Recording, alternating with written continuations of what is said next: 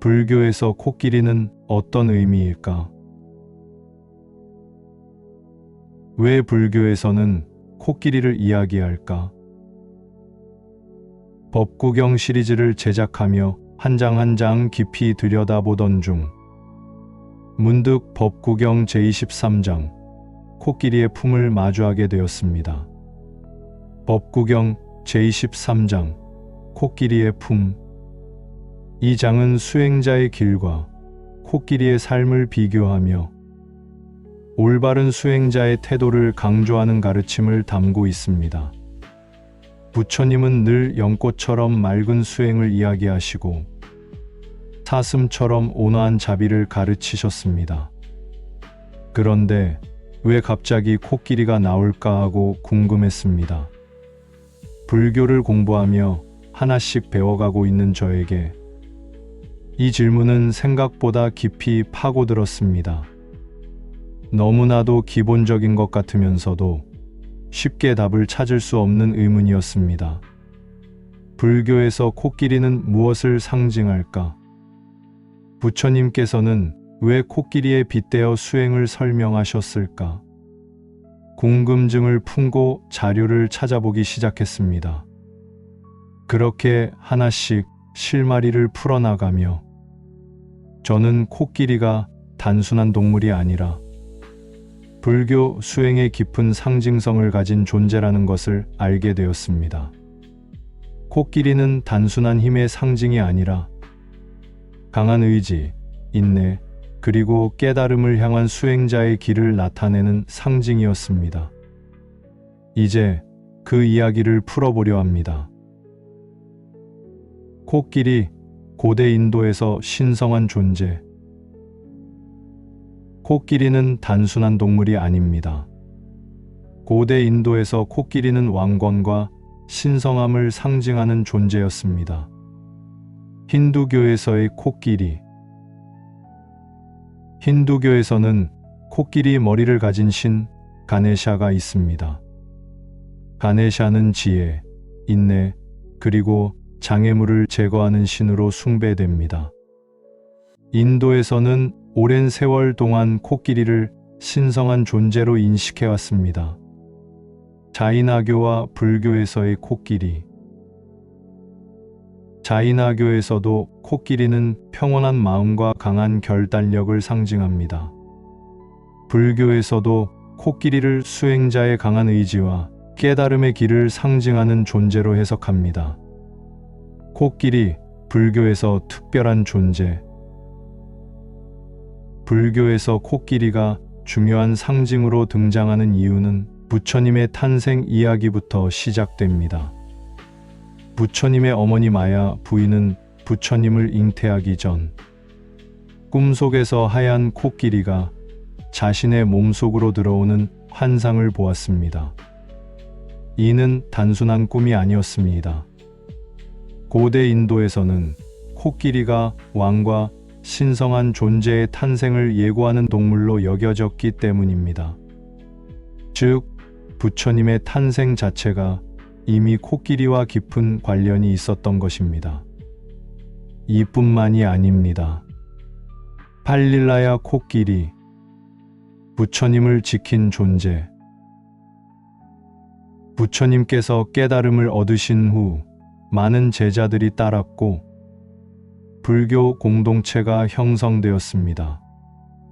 하지만 시간이 지나면서 제자들 사이에서 논쟁이 생기기 시작했습니다. 부처님께서는 논쟁과 다툼을 원하지 않으셨습니다. 그렇기에 홀로 수행하기 위해 깊은 숲으로 들어가셨습니다. 이때 부처님께서 머무셨던 곳이 바로 팔릴라야 숲입니다. 부처님이 이 숲에서 수행하실 때 한 코끼리가 부처님 곁을 지키며 물과 음식을 가져다 주었다고 전해집니다. 그 코끼리는 부처님을 보호하며 마치 수행자의 동반자처럼 함께 지냈습니다. 이 이야기는 고유한 수행의 가치와 자연과 인간의 조화로운 관계를 상징하는 중요한 일화입니다.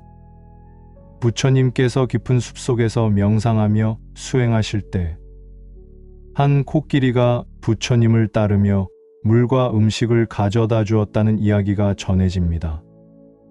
이 코끼리는 팔릴라야 코끼리로 불리며 부처님께 헌신했던 존재로 남아 있습니다. 이 이야기는 단순한 전설이 아닙니다. 여기에는 중요한 의미가 담겨 있습니다. 지혜로운 자는 세상의 소음에서 벗어나야 한다. 그곳에서 비로소 수행은 깊어지고 깨달음이 다가온다. 팔릴라야 코끼리는 단순한 동물이 아니라 진리를 따르고 수행하는 존재를 상징합니다. 이처럼 깨달음을 향한 길에서는 고독이 필수적이며 그 길을 가는 이들은 강한 의지를 가진 코끼리와 같아야 합니다. 율장에 기록된 팔릴라야 코끼리 이야기. 팔릴라야 코끼리 이야기와 유사한 내용은 율장에서 발견할 수 있습니다.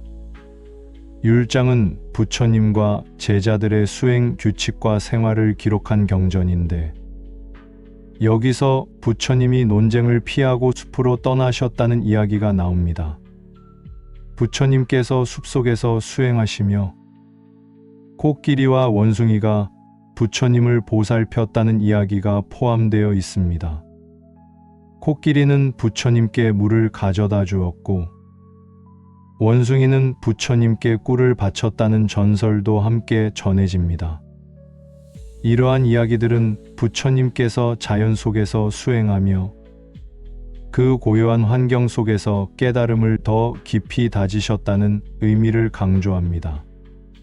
수행자는 왜 코끼리처럼 되어야 할까? 불교에서 수행자는 코끼리처럼 살아야 한다고 말합니다. 그 이유는 크게 세 가지입니다. 첫째, 수행자도 자신의 능력을 바르게 사용하고 자비를 실천해야 합니다. 둘째, 코끼리는 길들여지면 주인의 말을 듣고 인내하며 움직인다. 수행자도 마음을 길들이고 흔들리지 않도록 해야 합니다.